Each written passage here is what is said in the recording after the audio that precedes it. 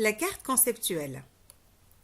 La carte conceptuelle correspond à une représentation graphique. Mais c'est quoi exactement une carte conceptuelle? Pourquoi une carte conceptuelle et comment une carte conceptuelle? Commençons par répondre à la première question. C'est quoi une carte conceptuelle?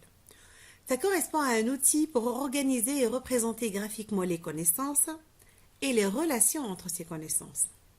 Et ceci dans un domaine de la connaissance. Pour répondre à une question de départ ou à une problématique. Ça veut dire que dès le début, l'apprenant va d'abord découvrir une question ou découvrir une problématique et après avoir donc pris connaissance de cette problématique, il va pouvoir élaborer sa carte conceptuelle. La carte conceptuelle donc commence et se base sur une problématique. Et dès lors, on va absolument insister sur le fait qu'une carte conceptuelle n'est pas une carte mentale. Une carte mentale ou mind map est un schéma de pensée ou arbre à idées. Et ça représente les connexions entre les différentes idées. Ces idées, donc, parviennent du mental de l'apprenant. Donc, ça ne correspond pas du tout à ce qu'on a vu tout à l'heure. Il n'y a pas de question de départ, il n'y a pas de problématique. Passons maintenant à répondre à la deuxième question. Pourquoi une carte conceptuelle?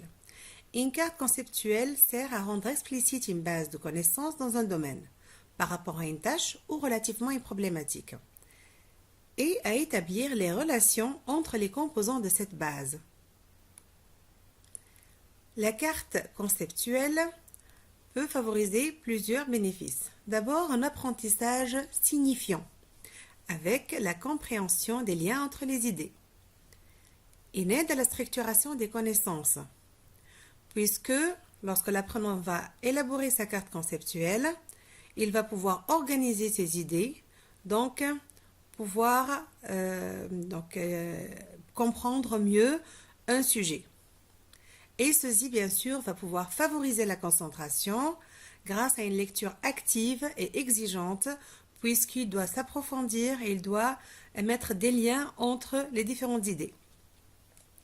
Tout ceci, bien sûr, peut aider à la mémorisation et la carte conceptuelle permet aussi une aide à la communication des idées puisque donc l'apprenant peut exposer sa carte conceptuelle, peut exposer ses idées et les liens entre les idées.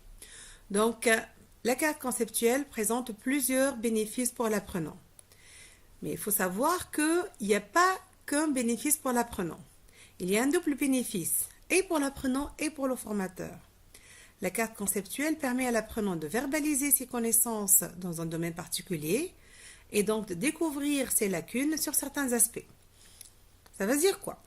Ça veut dire que l'apprenant, lorsqu'il va découvrir une problématique, en abordant donc cette problématique, il peut découvrir en lui des lacunes. Il y a certains termes qu'il ne comprend pas, il y a certaines idées qui ne sont pas claires.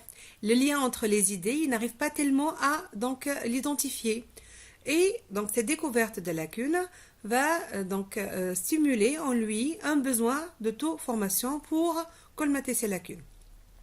Là, c'est le principe même de la pédagogie par découverte qui rend l'apprenant un acteur de sa formation.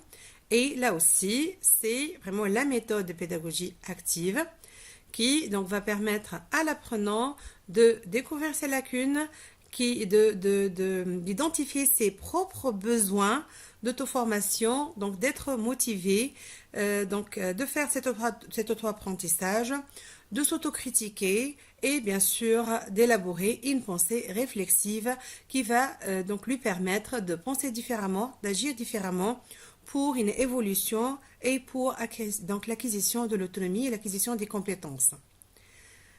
Comme on a dit, un double bénéfice puisque la carte conceptuelle permet au formateur de découvrir les conceptions de l'apprenant, de découvrir les liens entre les idées de l'apprenant, donc de découvrir le raisonnement de l'apprenant et bien sûr de noter les omissions et les concepts erronés. Tout ceci pour pouvoir découvrir mieux le niveau de son apprenant, pour pouvoir l'accompagner pour l'évolution et pour l'acquisition de compétences.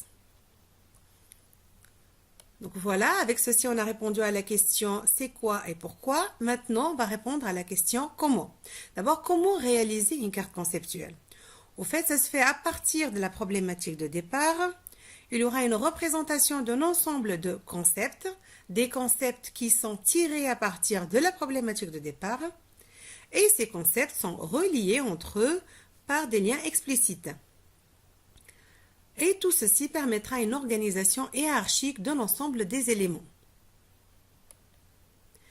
La structure de la carte conceptuelle se base sur des concepts, comme là, un concept, un autre concept, et puis un mot de liaison. Donc la carte conceptuelle est composée de concepts, est composée de liens, est composée de ressources. Et là, on trouve que donc concept plus mot de liaison plus concept correspond à une proposition. Concernant les liens ou les mots de liaison, il y en a plusieurs, comme affect, cause, contredit, dépend de, est associé avec, est composé de, est un phénomène de, est un symptôme de, etc., etc. Donc plusieurs liens et mots de liaison. Et il est possible aussi d'utiliser d'autres mots de liaison tels que des propositions avec, inclus, à travers, durant ou des connecteurs logiques et puis par exemple c'est-à-dire. Au fait, pour donc avoir toute la liste complète des mots de liaison, je vous invite à un lien donc qui s'affiche donc sur votre écran. Donc en copiant-collant donc cette URL, vous pouvez avoir toute la liste des mots de liaison. Maintenant, quels sont les types de la carte conceptuelle? Il y en a plusieurs. Ça peut être en étoile, comme ceci, donc un concept principal et avec donc plusieurs concepts secondaires. Et ceci permettra essentiellement l'acquisition de connaissances cloisonnées. Ça peut être aussi en chaîne, donc un concept induit un autre concept, etc., etc., d'une manière donc enchaînée, ordonnée. Ça correspond donc à un raisonnement séquentiel et causal. Ou en réseau, comme ceci, donc les idées sont liées avec les autres idées, etc., donc avec une intercorrection donc des concepts. La carte conceptuelle, donc pour résumer tout ceci, pour la structurer, il faut passer par cette étape. Donc la réalisation de la carte conceptuelle commence d'abord à partir d'une question ou d'une problématique.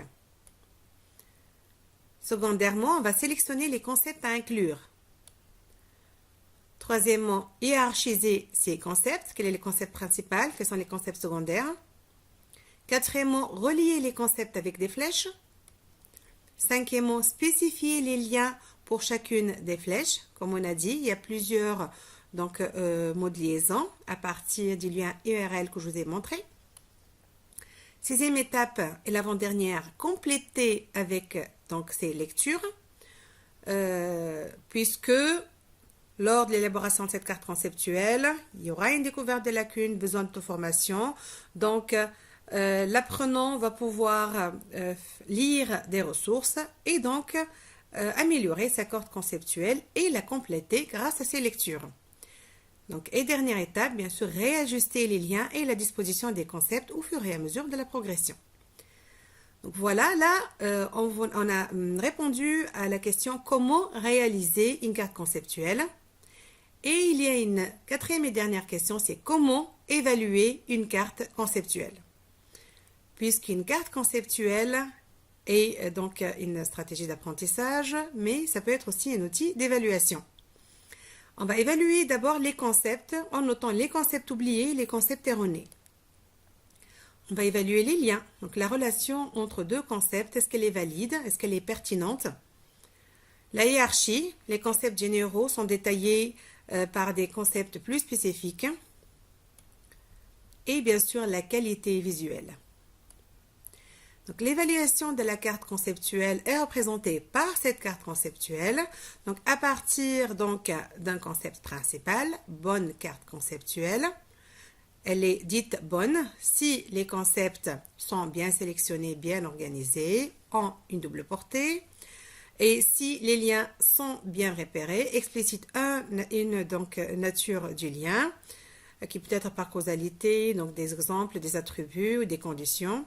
Et ici, on a une bonne qualité visuelle. Et là, il y a deux conditions, schéma équilibré, l'utilisation de couleurs, de l'encadré d'images qui peut faire ressortir la structure comme dans cette carte conceptuelle.